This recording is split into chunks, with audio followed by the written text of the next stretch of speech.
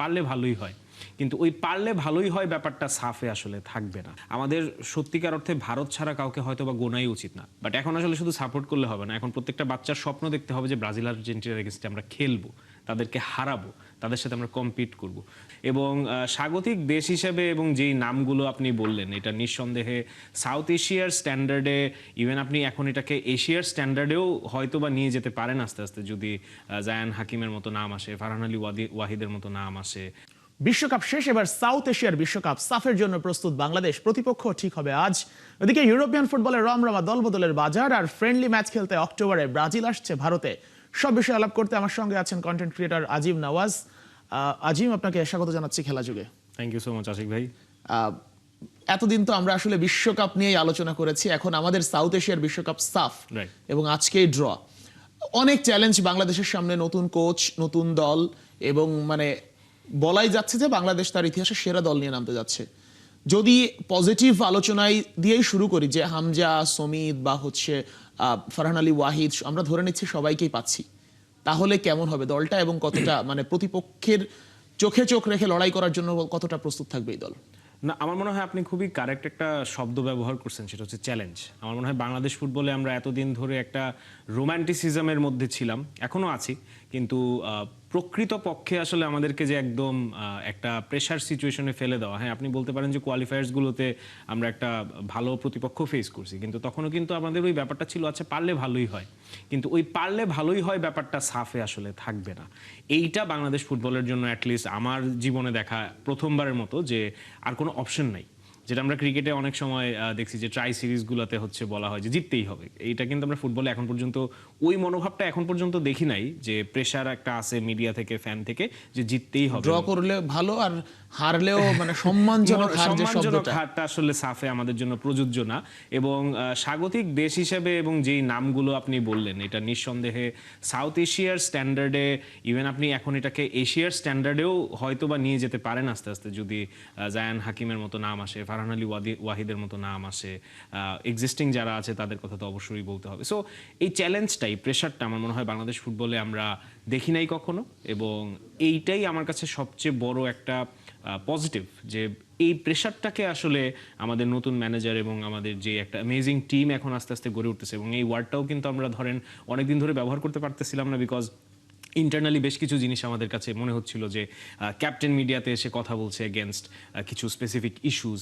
So recent টাইমসে আমরা যেটা দেখলাম যে বাংলাদেশ টিমের একটা খুবই খুবই ভালো একটা জেলিং হচ্ছে, প্লেয়াররা, ম্যানেজাররা, কোচিং স্টাফদের মধ্যে একটা আন্ডারস্ট্যান্ডিং ডেভেলপ হচ্ছে, এবং এইটা আসলে একটা টিমকে অ্যালাউ করে যে সমীকরণ এবং অন পেপার কে খেলছে কে না খেলছে তার বিয়ন্ডে যে আসলে নিজেদের অ্যাবসলিউট বেস্টটা দিতে। সো আমার মনে হয় এই চ্যালেঞ্জ বা এই ডিফিকাল্টি বা এই প্রেশারটা it's high time Bangladesh football national team faced it, এবং এইটা আসলে কিভাবে হ্যান্ডেল করে থমাস ডুলি এবং তার শিষ্যরা, এটা একটা বিশাল। আচ্ছা, জুলির কথা বলছিলেন, জুলিকে আমরা ডাগ আউটের জুলিকে নিয়ে আলোচনার আসলে জায়গা এখনো তৈরি হয়নি, কারণ আমরা দেখেছি একটা ম্যাচ যাও সেই টিমের দলও তিনি আসলে ঘোষণা করেন নাই। বাট এরপরে টমাস ডুলিকে দল নিয়ে কথা বলা, প্রবাসী ফুটবলারদের নিয়ে কথা বলা, টিম গোছানো নিয়ে কথা বলা, ওভারঅল জুলির সাইকোলজি আপনার কাছে কেমন মনে হচ্ছে এখন পর্যন্ত? আমার সৌভাগ্য হয়েছে থমাস ডুলির সাথে একটা ইন্টারভিউ সেশন করার। সো সেইখানে একটা কথা তিনি বলেছিল, পরবর্তীতে আমি দেখলাম এটা বেশ ভাইরালও হয় সোশ্যাল মিডিয়াতে, যে আমরা ব্রাজিল আর্জেন্টিনাকে অনেক সাপোর্ট করছি, বা আমাদের ছেলেপেলেরা ব্রাজিল আর্জেন্টিনাকে অনেক সাপোর্ট করে, দ্যাটস ফাইন, বাট এখন আসলে শুধু সাপোর্ট করলে হবে না, এখন প্রত্যেকটা বাচ্চার স্বপ্ন দেখতে হবে যে ব্রাজিল আর্জেন্টিনার এগেইনস্টে আমরা খেলবো, তাদেরকে হারাবো, তাদের সাথে আমরা কম্পিট করব। সো এই সাইকোলজিটা আসলে প্রত্যেকটা প্লেয়ারের মধ্যেও, এবং আমার তপু ভাইয়ের সাথেও কথা বলার সুযোগ হয়েছে, জামাল ভাইয়ের সাথেও কথা বলার সুযোগ হয়েছে, সো ওনাদের প্রত্যেকের মনোবল এবং যে একটা এক্সপ্রেশন এবং যেভাবে আসলে তারা ফুটবলটাকে দেখে, এখন আমার কাছে মনে হয়েছে যে একটা বিশাল পরিবর্তন অলরেডি চলে আসছে মনোভাবের জায়গা থেকে, মেন্টালিটির জায়গা থেকে। এবং আমরা এটা, আপনি যারা ফুটবল ফলো করে তারা অবশ্যই স্বীকার করবে যে ফুটবলের mentality is huge. Real Madrid যখন এটা ম্যাচে দেখা যায় সবচেয়ে ভালো, হ্যাঁ অবশ্যই, রিয়াল মাদ্রিদ যখন 90 মিনিট পর্যন্ত জানে যে তারাই আসলে ফেভারিট, স্কোর লাইন কি সেটা দেখার বিষয় না, এই মনোভাবটাই আসলে কিন্তু তাদেরকে 15টা চ্যাম্পিয়ন্স লিগ জিতাইছে। সো ওই জায়গা থেকে আসলে বাংলাদেশ ফুটবলেরও এখন এই জিনিসটা মানতে হবে যে মন জয় করার দিন শেষ, ভালো হাততালি পাওয়ার দিন শেষ, এখন আমাদেরকে কনভার্ট করতে হবে, রেজাল্টে কনভার্ট করতে হবে। এবং থমাস ডুলি যেই জিনিসটা আমার মনে হয় সবচাইতে ইম্পর্টেন্ট, একদম শুরু থেকেই গট ইট রাইট, সেটা হচ্ছে ড্রেসিং রুম। আপনি যদি একটা ফুটবলের ড্রেসিং রুমকে কন্ট্রোল করতে না পারেন এবং তাদের মধ্যে যদি ওই ইউনিটিটা না আসে, আপনি যত ভালো প্লেয়ারই নিয়ে আসেন না কেন, আপনি আমার ম্যান মনে হয় ম্যানেজমেন্ট। সবচেয়ে বড় এক্সাম্পল এই ওয়ার্ল্ড কাপে পর্তুগাল ছিল, একদম স্টার স্টাডেড টিম, সবার মতে প্রবাবলি টপ 3 ফেভারিটসদের মধ্যে একজন, কিন্তু ওই ড্রেসিং রুমে যে একটা অসামঞ্জস্যতা, এইটা আসলে দিন শেষে আপনি ফুটবলে পারবেন না। It's not an individual game, আপনাকে 11 জনকে একটা সুতায় বাঁধতেই হবে, এবং আমার মনে হয় থমাস ডুলি এখন পর্যন্ত এই জিনিসটা অন্তত খুবই ভালোভাবে করতে পারছে। আচ্ছা, সাফের যদি 7টা টিম দেখি, বাংলাদেশ বাকি যে 6টা টিম আছে, ভারতের সঙ্গে আমরা লাস্ট ম্যাচেই জিতছি। বাকি টিম বাই টিম ধরে যদি আপনি বলেন যে মানে ফেভারিটের হিসাব করি বা হচ্ছে মানে ক্যাপাবিলিটি বা হচ্ছে সামর্থ্যের হিসাব যদি বলি, একটু যদি ক্যালকুলেট করতেন বাকি টিমগুলোর সাথে কম্প্যারিজন। না দেখেন, আমার মনে হয় আসলে এখন আমাদের একটু এই কথাটা হয়তো বা একটু অহংকারী শোনা দিতে পারে, কিন্তু আমার মনে হয় এখন আসলে দলটার একটু এরকম পজিটিভ অ্যাগ্রেশন নিয়ে সামনে যাওয়া উচিত, যে আমাদের সত্যিকার অর্থে ভারত ছাড়া কাউকে হয়তো বা গোনাই উচিত না। I am sorry if I am coming out very arrogant, but আমার মনে হয় এই পজিটিভ একটা মাইন্ডসেট প্রত্যেকটা দলকেই সমীহ করতে হবে, এবং তাদের জন্য যথার্থ যে প্রিপারেশন সেটা নিতেই হবে, এই ব্যাপারে কোনো সন্দেহ নাই। কিন্তু আমার মনে হয় যে এখন আমাদের একটু সাফ থেকে আসলে বের হয়ে আসা উচিত, মানে প্রেফারেন্সের জায়গা থেকে, একটা দলকে সমীহ করার জায়গা থেকে আসলে আমি কতটুকু সমীহ করব, আমি ওই মেন্টালিটিতে যাইতে চাই যে আমরা ফেভারিটস। দ্যাট বিং সেড, আমার মনে হয় যে যেই ভারতকে আমরা হারাইছি এবং এখন যেই ভারত, এই দুইটার মধ্যে ডিফারেন্স আছে, এবং তারা সামনে ব্রাজিলের সাথে খেলবে, যেটা নিয়ে হয়তো আমরা কথা বলবো পরবর্তীতে। বাট একটা টিম যখন আসলে ব্রাজিলের সাথে খেলে ফেলে, রেজাল্ট কি হয়, যদি রেজাল্ট 12-0 হয়, 15-0 হয়, তাহলে ডিফারেন্ট কথা। বাট যদি একটা সম্মানজনক হার নিয়ে ভারত ওই খেলাটা থেকে বের হয়, আপনার মেন্টালি এইটা কোন জায়গায় ভারতকে নিয়ে যাবে এটা কল্পনাতীত। কারণ আপনি 5 বারের বিশ্ব চ্যাম্পিয়নের এগেনস্টে যদি একটা সম্মানজনক ম্যাচ খেলে বের হতে পারেন, তাহলে এটা বিশাল ব্যাপার। কে খেলছে ব্রাজিলে সেটা দেখার বিষয় না। সো আমার মনে হয় ভারতই নিঃসন্দেহে আমাদের জন্য সবচেয়ে বড় প্রতিপক্ষ, এবং এছাড়া আমার মনে হয় যে মালদ্বীপ এবং নেপাল টিমটাকেও হয়তো বা হেলায় ফেলায় নিলে শ্রীলঙ্কা টিম একসময় আমাদের সঙ্গে একদম পাত্তাই পেত না, শ্রীলঙ্কা কিন্তু অনেক চেঞ্জ হয়েছে।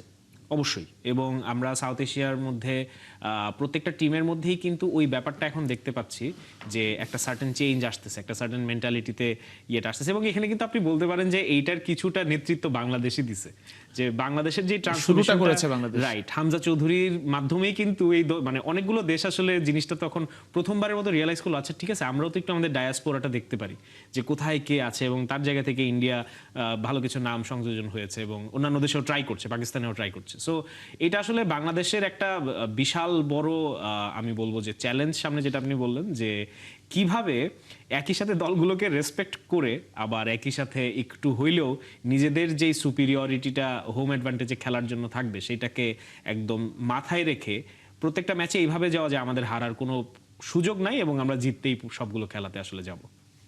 আর এই যে মানে যদি বলি যে ফারহান আলী ওয়াহিদকে নিয়ে আলোচনা হচ্ছে এবং বাফুফে থেকে এখন পর্যন্ত আশা দেখানো হচ্ছে, তো তাকে আমরা সাফে পাচ্ছি, Right. ট্রেভরকে পাওয়ার সম্ভাবনা যদিও নাই। তো ফারহান আলী ওয়াহিদ আসলে আমাদের আসলে ওই চেঞ্জেসটা কেমন হবে ফরওয়ার্ড লাইনে, যেটা নিয়ে আমাদের সবচেয়ে বেশি আলোচনা হয়?